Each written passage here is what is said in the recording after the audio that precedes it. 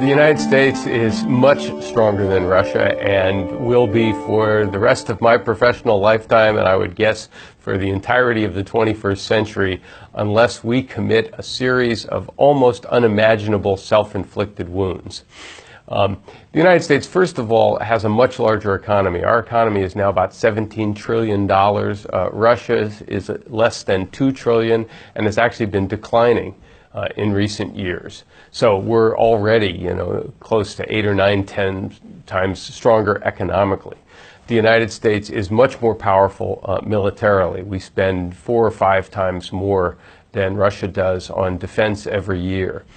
We have much more sophisticated weaponry than Russia does. The United States is still blessed with allies in many parts of the world. These allies are, for the most part, rich, relatively powerful, and stable. We're talking about countries like Germany, Japan, the United Kingdom, and others. Russia, by contrast, has no allies of any real consequence. It has something of a friendly relationship with China, but it's not really an alliance. And lastly, Russia has a terrible demographic situation.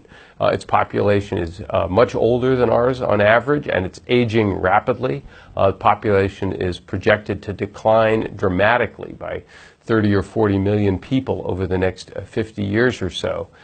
So for all of those reasons, the United States has far more power potential. Last but not least, Russia's only real economic asset now is oil and gas. People are not lining up to buy the next Russian smartphone or anything like that. So Russia's long-term potential strikes me as not nearly as promising as that of the United States. Well, weaker states can still do a lot of things that cause trouble, and what Russia did in the 2016 election, the full extent of which and the importance of which we are still trying to figure out, certainly has roiled American politics in a variety of ways. So it does show that even much weaker powers can find various ways to interfere or cause problems. And now, it was in part because we were vulnerable to that kind of manipulation, and that's our fault, not theirs. I'd say a little bit more about this, too, though. I mean, what Russia did is not unprecedented. The United States has interfered in democratic elections in lots of countries around the world, and you could argue that we've been doing a variety of things to try and encourage democratic forces, promote civil society, both in Russia or in countries close to Russia, in ways that they regard as alarming. We might think that we're doing the right thing, spreading our values in various places, but you can certainly understand how Russia might regard that as threatening and might even view what they did in 2016 as a form of payback. If you want to manipulate politics in Ukraine, if you want to interfere in Russia in various ways, well, we can do things to you as well. So again, without knowing the full extent of what Russia may or may not have done, we shouldn't view this as unprecedented, and we shouldn't view it as coming completely out of the blue. Doesn't mean we have to like it, but it's important, I think, to keep just how heinous it may or may not be in some context here.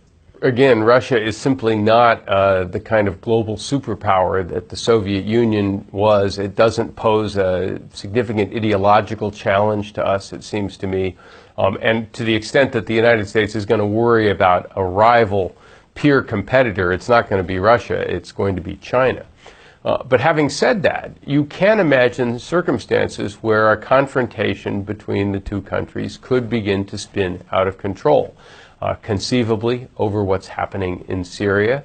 If things in Ukraine were to heat up again and the United States got more actively involved there, one could imagine some kind of clash arising.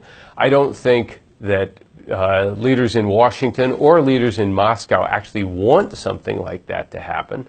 Remember, we are still talking about two nuclear powers with thousands of nuclear weapons that could still be fired at each other. But I don't think you can completely rule it out.